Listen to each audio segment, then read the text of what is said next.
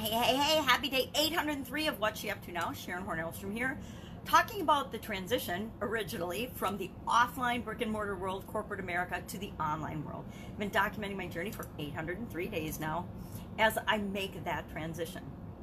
Part of my divorce meant divesting myself of all my previous assets and all of my business assets. And that gave me the opportunity to explore and be curious about what else I could possibly do. And I'd always been curious, I'd always been interested in the internet and the World Wide Web and the promises of easy, wonderful laptop lifestyle living. I call it pajamagram living. And I wanted to explore that. So I started that journey and I thought, well, if I'm doing it, it would be kind of cool to document what I'm doing. And since over that same time period, my vision has deteriorated to the point of I'm legally blind, it was a good move. It was a good move to get up the gumption and figure out how to do videos, how to do live videos, so that I could capture, instead of trying to write down and journal things that I can't read anyway, without a whole lot of help. Why not go ahead and document using this medium, this technology? And it's amazing technology, right? So today, I woke up thinking something, and I was trying to remember it before I started talking, and I already lost it because I woke up thinking something kind of negative, and it's become so automatic that I flipped that switch and I changed my thinking on things like that. But it just goes to show you, I still wake up with doubts and worries and fear and some negativity, just like everybody else on certain days, right? But I don't stay there. I don't sit in that and stew in that, because I know it won't serve me, right? It's not going to help me. It's not going to help anybody around me. And so it's really funny. I can't remember what the thought was, but I remember I switched it off so fast and started thinking about something else that I can't remember what it was. I can't capture it. I don't even remember what it was about. Isn't that funny? So that there's good habits and there's bad habits, and that's a good habit. If I can't remember what it was, I think that that's a good thing.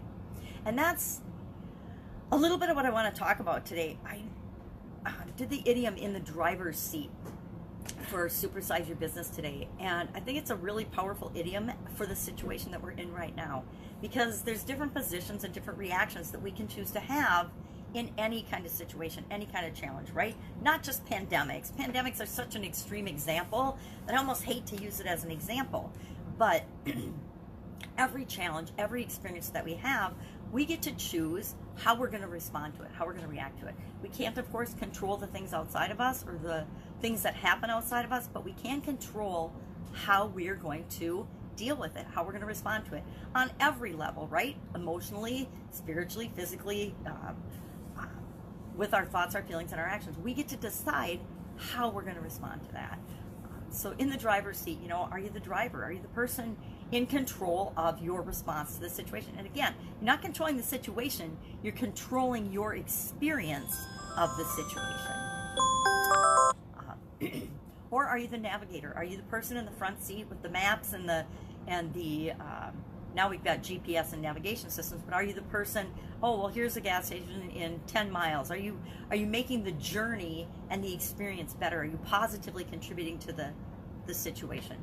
Or are you the backseat driver who's telling everybody in the front seat what to do, whether you know it or not, because you can't necessarily see out the windshield or have access to the navigation and know where you're going, but you're giving advice and opinions, and maybe you're right, but maybe you're not, but you're doing it in a way that's maybe not necessarily positively contributing to the situation. Or are you the passenger? Are you the person that's just reacting, going along for the ride, going along for the experience, and just deciding as you go how you're going to feel about it and how you're going to respond? But mostly you're just there for something to do, right? You're curious, or you're just there for the experience of going along for the ride. Or there's another role, and that's the role of the person outside the car, screaming and yelling or chasing it down the street or throwing rocks at it, just to contribute to the situation in a negative way. And, you know, we all actually step into and play in and have been in those roles. At least I know I've been in all those roles at some time and in some situation in my life. We flow in and out of those. But we always have the choice to decide what role we're going to play and where we're going to be in any given situation. Doesn't always feel that way. I mean, if you just got fired, been there, done that, right? It doesn't feel like you have a whole lot of control, right? But you always have the ability to decide how you're going to respond to that situation. I remember the actual first time I got fired, and it was not for cause. It was a really bad, negative situation. And I burst into tears. And I never cry, so I look back on that experience. Actually, is one of those experiences that I rewrote in my brain. Thank you, Tony Robbins. But I know I didn't respond the way I wanted to. And you know, by the last time I got let go in corporate America, I was laid off because my business was sold to another business. The owners sold to another business. So by the time I got to that one, I responded in a really positive way, to the point where my boss was like, okay, wait a minute, what's going on here? I said, you know, I've been here before. I've done this before. I'm not taking it personally, because I know me being let go wasn't about me, and I knew it was coming. And he was like just blown away that I had responded that way. But I always had the ability to respond that way. I just didn't know I did till I'd had that experience a few times. Now, probably a lot of people don't want to admit that they've had that experience a few times, but I've had that experience at least 4 times in my corporate career and my life. And so the first time we experience things, we tend to react more at a guttural, automatic response level. And then as we've gone through challenges and trials and tribulations more and more and more, we get more experience. We find out that, oh, I didn't like that I cried. I didn't like that I showed that I was upset and out of control in that situation. And so I learned from that, and we learn from that. So a lot of us are experiencing something like, okay, all of us are experiencing something like this for our first time, this COVID-19. None of us have ever experienced anything like this in our lives. You know, the last time, 1918, my grandmother was born in 1919, and so she's the closest person I know, and she just died last year, just shy of 100. She would have been 100 a month and a half later, but she passed away. So 100 years ago, there's not very many people that are 100 years old or more that would remember the last time we had anything anywhere near what we're going through right now. And it doesn't have to be this extreme a challenge that we're facing that triggers or trains us how to react and how to respond to things. So I'm thinking about reactions and response and how we choose to do things. Just finished the Day 10 Get Up and Go challenge, and it was all about possibilities, looking at and brainstorming possibilities. I called it BOP, and the BOP 10 because it's the 10th, and I want people to look for at least 10 things that they could do, they could possibly do, or could possibly happen, whether they believe it or not, right now. 10 things that they could possibly do to address the number one challenge or the number one doubt, fear, worry, or concern that they've got right now in one area of their life. You know, either financial, physical, mental, emotional, spiritual, contribution. Most people, some people are worrying about contribution, but most aren't. And then relationships, right? Maybe you're home with your family and your kids, and you realize that you have really let the relationship with your significant other deteriorate to the point where you're not communicating very well. Maybe that's your number one concern and problem right now.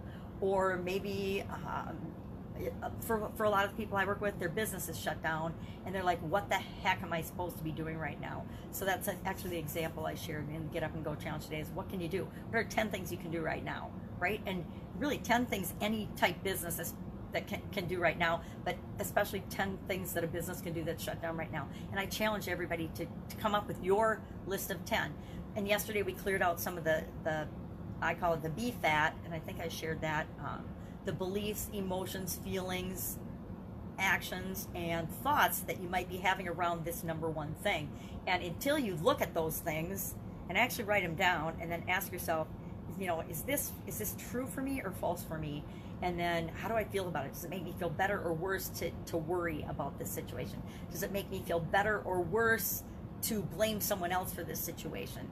And then you ask yourself and go through that so you can clear all that out, so you can open yourself up to even see the possibilities, right? How often have we been in a super stressful situation and we think it's either this or that? We only have two choices. It's either I kowtow to this regulation or my business gets shut down. And there's never any situation, although we think there's only 1 or 2 options, there's never any situation on the planet where you only have 1 or 2 options, right? There's always lots and lots of options, but until we allow ourselves to see them, we'll never see them. So did that. actually doing the Rise Up Challenge with Pete Vargas and his group, and he's got a group of incredible guests, which is really fun to watch them roll out that process, because I do my little challenges, right, and help people, but the way they're doing it on a massive scale, massive level, is really fun to watch and participate in. I'm actually pushing myself in some areas that I've needed to be pushed in for a long time, but I've been so busy doing my own thing that I haven't focused on those. So it's given me the opportunity to see the gaps in what it is that I've been doing or not doing, because they're gaps, right? So it means I haven't been doing it. So that's been a really amazing challenge. I invite people to hop on that challenge.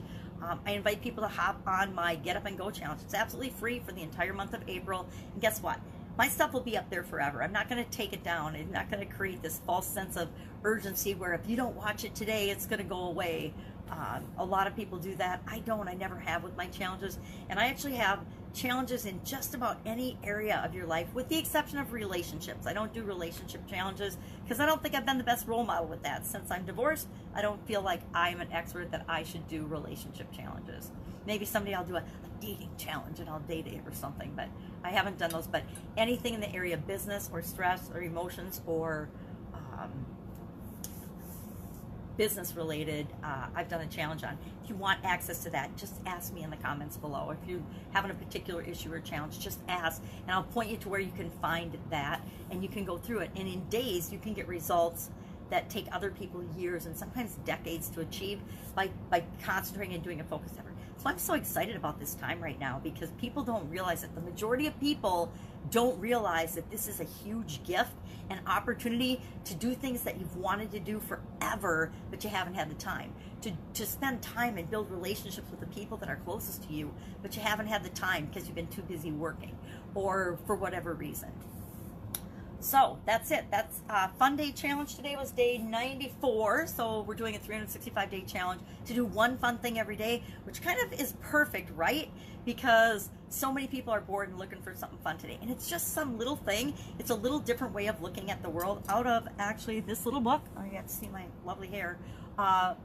Do one fun thing every day. And this is actually the third year in a row I've done something like this. I did a 365 day, and it was a little more than 365 days of doing one thing every day that scares you, to stretch my comfort zone and to stretch people's comfort zone. Then last year we did one thing every day to make us happier, so that I would be happier, because I was getting to be kind of old and curmudgeon-y. And then this year I decided, okay, if I can get over things that scare me, if I can get out of my comfort zone, if I can feel happier every day, why can't I have some fun every day? So this one's kind of been a good one, especially for my granddaughter and I, to find fun things. And actually, we're not having any trouble finding fun things to do every day. I'm hanging out with my 4-year-old granddaughter every day during the pandemic. I like how I use quote marks every time I say pandemic.